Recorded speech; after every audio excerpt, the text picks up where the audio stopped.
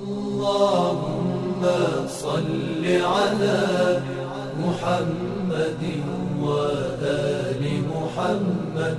اللهم صل على محمد وآل محمد. اللهم صل على محمد وآل محمد. اللهم صل على محمد وآل محمد. اعوذ باللہ من الشیطان الرجیم. بسم اللہ الرحمن الرحیم. الحمد للہ رب العالمین والعاقبۃ لأہل التقوی والیقین والنار للعاصین والمعاندین والمنافقین والصلاة والسلام علی اشرف الانبیاء والمرسلین سیدنا و مولانا ابی القاسم محمد صلی اللہ علیہ وآلہ وسلم وعلى آلہ الطیبین الطاہرین المعصومین المنتجبین المنتخبین الذین اذهب اللہ عنہم الرجس وطہرہم تطہیرا ولعنۃ الدائمۃ علی اعدائہم اجمعین. اما بعد، قال سبحانہ وتعالی فی کتاب المجید وفرقان الحمید: فبشر عباد الذین یستمعون القول فیتبعون احسنہ اولئک الذین ھداھم اللہ واولئک ھم اولو الالباب.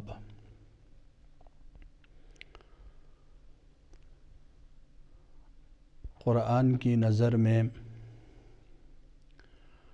اہل بیت شناسی کے موضوع پر سامعین اور ناظرین کی خدمت میں کچھ عرائض بیان کرنے کی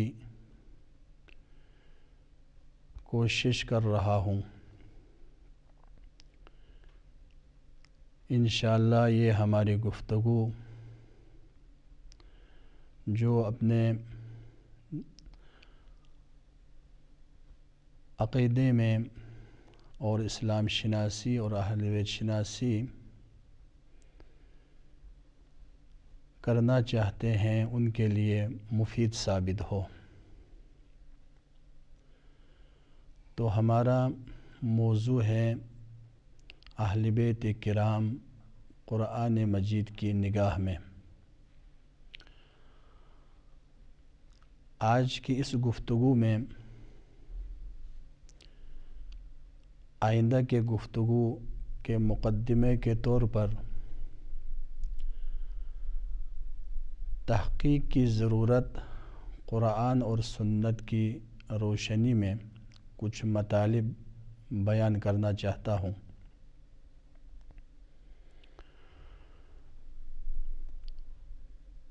یہ سوال پیدا ہوتا ہے، آیا جس عقیدے پر ہم قائم ہیں، جس عقیدے کی بنیاد پر ہم اپنے اعمال کو بجا لاتے ہیں، کیا اس میں تحقیق کی ضرورت ہے یا نہیں ہے؟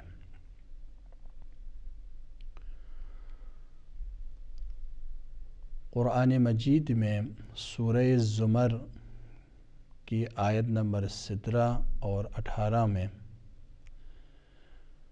خالق کائنات ارشاد فرما رہا ہے: فبشر عباد الذین یستمعون القول. اے میرے رسول، آپ بشارت دو ان لوگوں کو جو گفتگو سنتے ہیں، جو بات کو سنا کرتے ہیں اور اس میں سے بہتر کی پیروی کرتے ہیں. وہ لوگ ہیں جنہیں اللہ نے ہدایت دی ہے اور یہی صاحبان عقل ہے.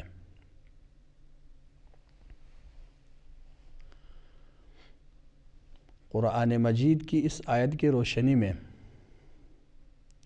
ہر انسان کو مختلف باتیں، مختلف گفتگو اور مختلف عقائد کی باتیں سننے کے بعد جو سب سے بہتر ہو، جو قرآن، سنت اور عقل کے مطابق ہو، اسی بات کو، اسی عقیدے کو اپنانا چاہیے۔ پیغمبر اسلام حضرت محمد مصطفیٰ صلی اللہ علیہ وآلہ وسلم نے اسلام کو عرب کے اس تاریک معاشرے میں لایا اور اسلام کا چراغ روشن کیا، اور 23 سال کی زحمتیں اور مشقتیں برداشت کر کے وہ لوگ جو ایک دوسرے کے دشمن تھے، ایک دوسرے سے نفرت کرتے تھے، ان کو بھائی بھائی بنا دیا اور ان کے دلوں میں محبت اور مودت کا چراغ جلا دیا۔ اللہ اللہ اللہ اللہ اللہ اللہ اللہ سبحان اللہ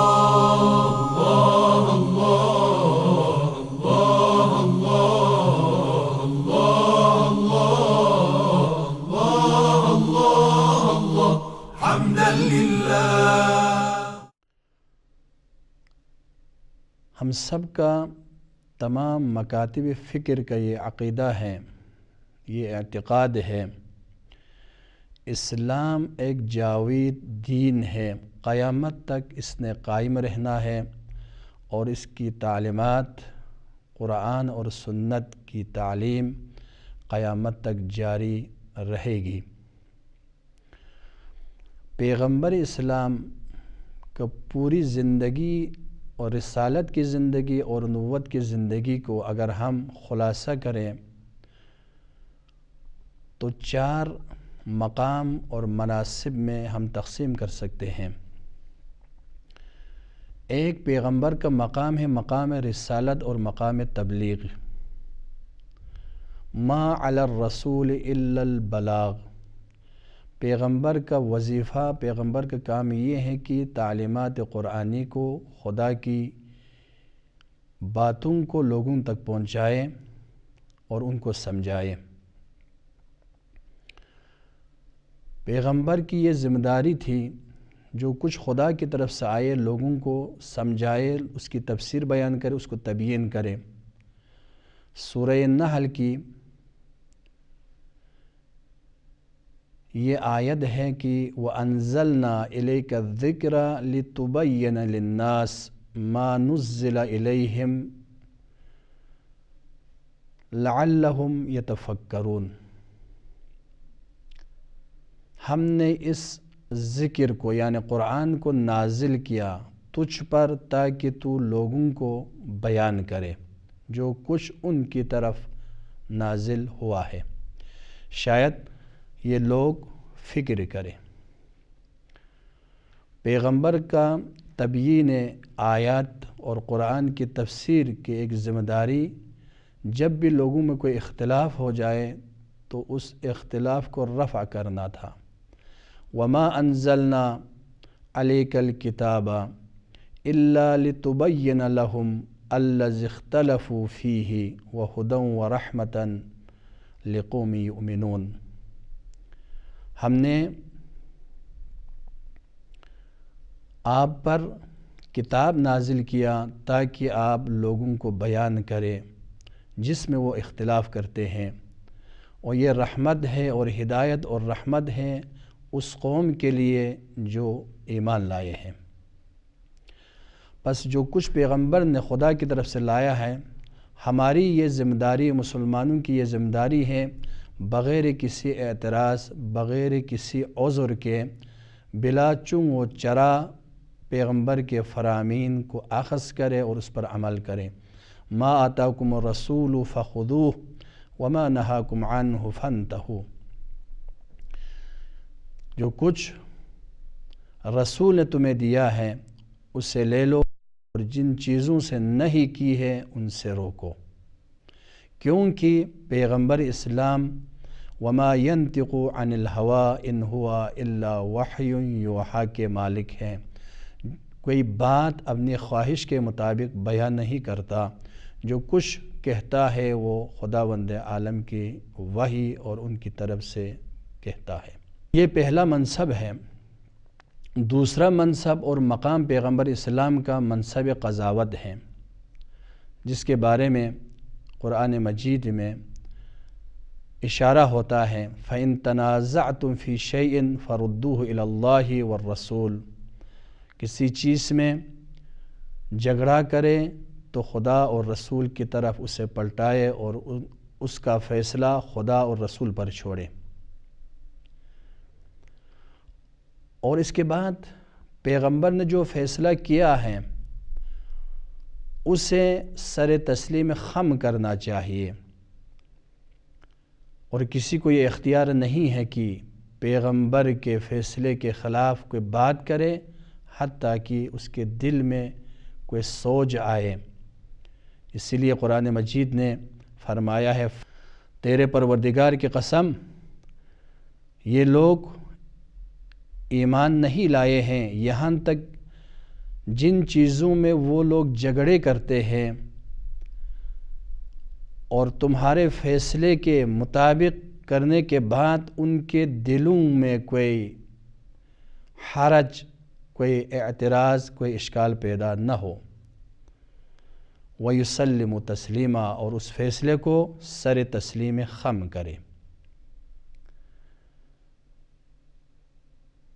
اور کسی مومن، کسی مسلمان کو حق نہیں ہے پیغمبر کے فیصلے کے خلاف بات کرے، حتیٰ کہ اس کے دل میں کوئی فکر آئے، سوچ آئے، خیال آئے اور وہم گمان ہو جائے۔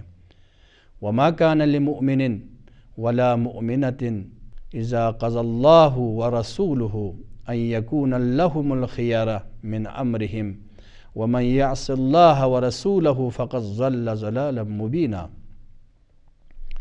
کسی مومن اور مومنہ کو یہ حق نہیں ہے کہ جب اللہ اور اس کے رسول کوئی فیصلہ کرتا ہے تو ان کو ان کے فیصلے کے خلاف اپنے اس مسلمان اور مومن مومنہ کے لیے کوئی حق ہو، اور جو بھی اللہ اور رسول کی معصیت کرے وہ کھلی گمراہی میں مبتلا ہے۔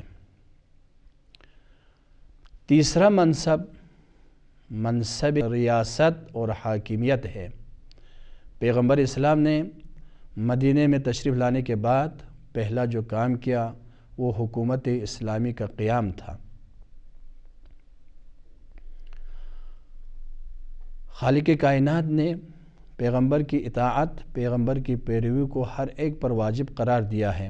یا ایھا الذین آمنوا اطیعوا اللہ واطیعوا الرسول واولی الامر منکم، اے ایمان والو، اللہ اور اللہ کے رسول اور صاحبان امر کی اطاعت کرو۔ پیغمبر اسلام نے حکومت قائم کی اور تقریباً مدینہ میں 13 سال حکومت کی، اسلامی نظام کو لاگو کیا اور مختلف جھگڑوں کو، مختلف نظام اسلامی کو معاشرے میں پیش کیا اور تعلیم دی کس طرح حکومت کرنی ہے اور نظام کو چلانا ہے۔ چوتھا منصب اور مقام پیغمبر اسلام کا ولایت معنوی اور ولایت باطنی ہے۔ قرآن مجید میں اشارہ ہوتا ہے النبی اولا بالمؤمنین من انفسہم، نبی تمہارے یا لوگوں کے نفسوں سے زیادہ نبی حقدار ہیں اور اولا ہے۔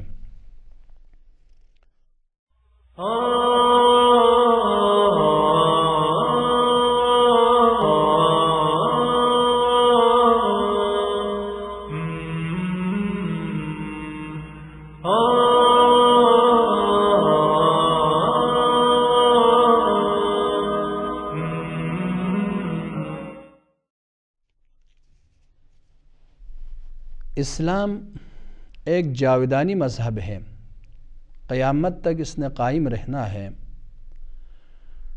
اب ان 4 مناصب میں سے، ان مقامات میں سے ایک منصب تبلیغ، تبیین وحی کو پہنچانا یہ پیغمبر کی ذمہ داری تھی، اور یہ مقام وحی آیہ اکمال کے بعد الیوم اکملت لکم دینکم واتممت علیکم نعمتی ورضیت لکم الاسلام دینا کے ذریعے یہ سلسلہ ختم ہوا۔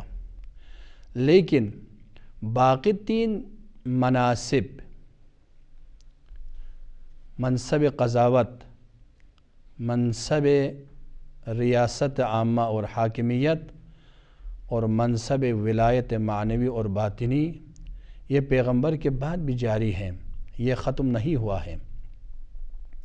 پیغمبر کی رحلت کے بعد امت میں، لوگوں میں 2 گروہ ہو گئے۔ ایک گروہ نے کہا کہ پیغمبر کے بعد پیغمبر نے کسی کو اپنا جانشین ان مناصب کے لیے معین نہیں کیا ہے، انتخاب نہیں کیا ہے، اور ایک گروہ نے کہا کہ پیغمبر صلوات اللہ وسلام علیہ نے اپنے بعد کے لیے اپنا جانشین مقرر کیا ہے، ان کی ذمہ داری ہے کہ قیامت تک ان مناصب کو آگے پھیلائے، آگے چلائے، اور پیغمبر کی ان ذمہ داریوں کو نبھائے۔ جب لوگوں میں اختلاف ہو جائیں اور عقائد مختلف ہو جائیں تو یہ ظاہر سی بات ہے تمام عقائد کو ہم مسلم اور واقعی اسلام کے مطابق، قرآن کے مطابق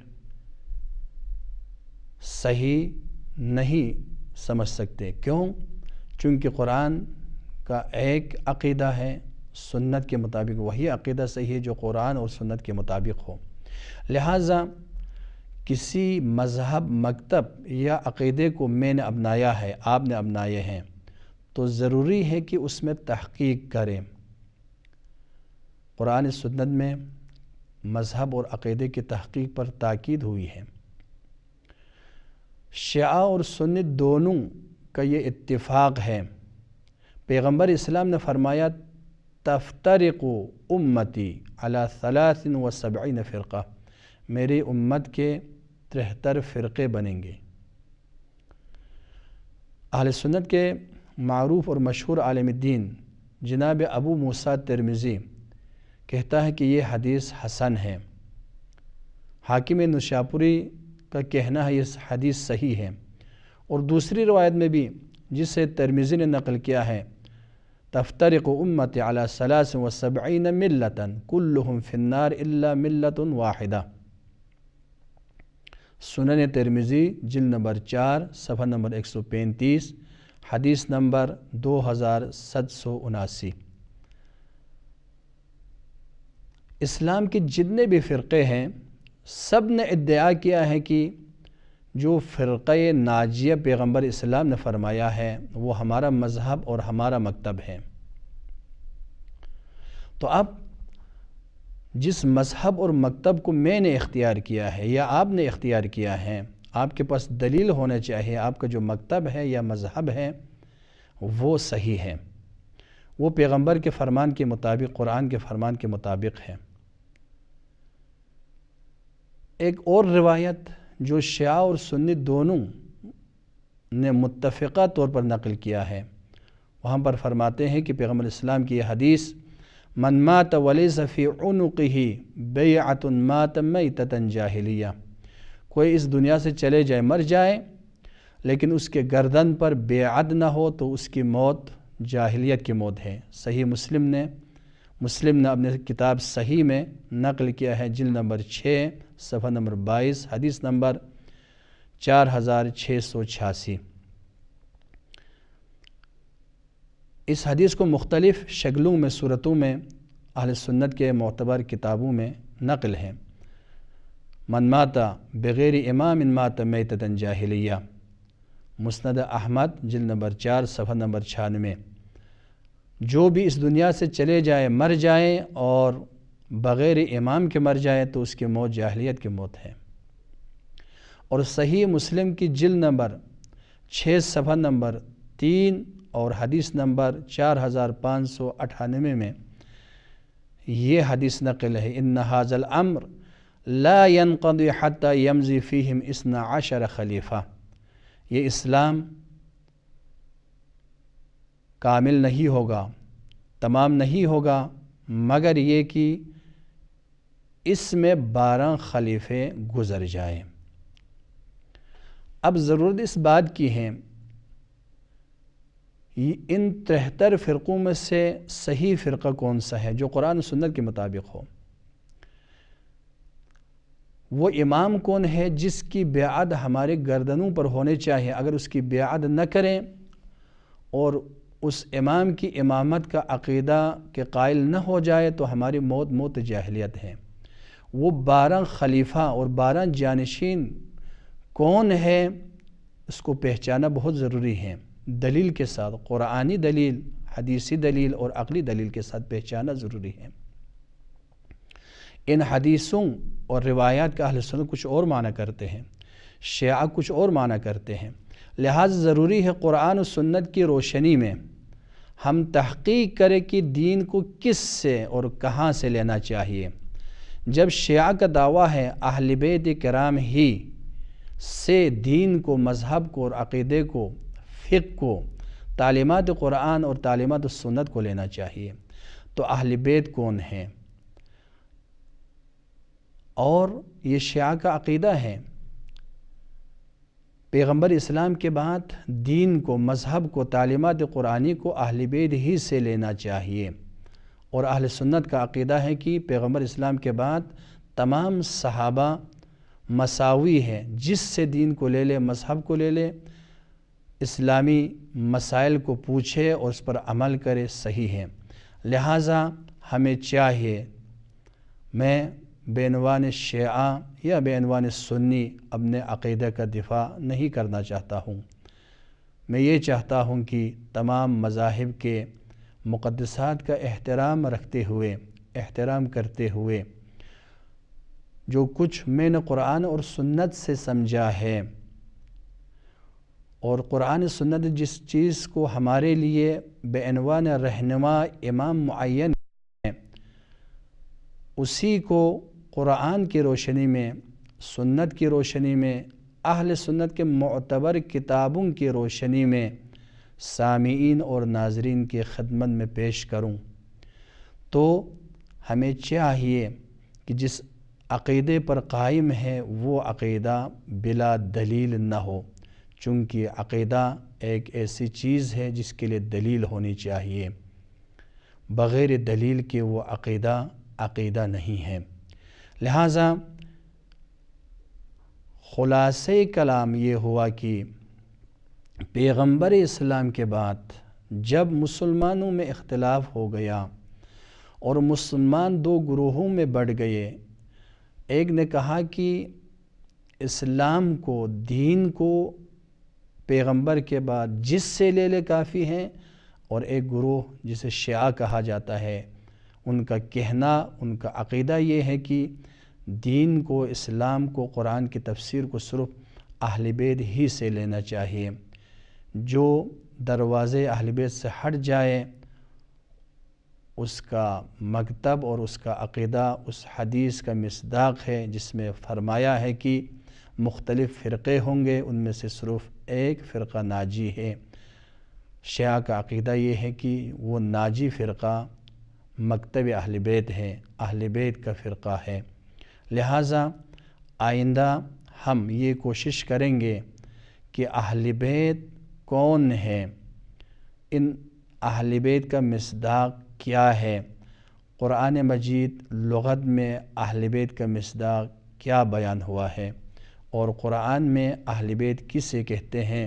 انشاءاللہ آئندہ کے بحث میں ہم یہ بحث کریں گے کہ اہل بیت لغت اور اصطلاح میں کسے کہتے ہیں، قرآن مجید کی روشنی میں مصادیق اہل بیت کیا ہے۔ خداوند عالم کی بارگاہ میں دعا ہے کہ خداوند عالم ہمیں صحیح راستہ دکھا کر اور صحیح راہ کو پہچان کر اس پر عمل کرنے کی ہم سب کو توفیق عنایت فرمائے۔ والسلام علیکم ورحمۃ اللہ وبرکاتہ۔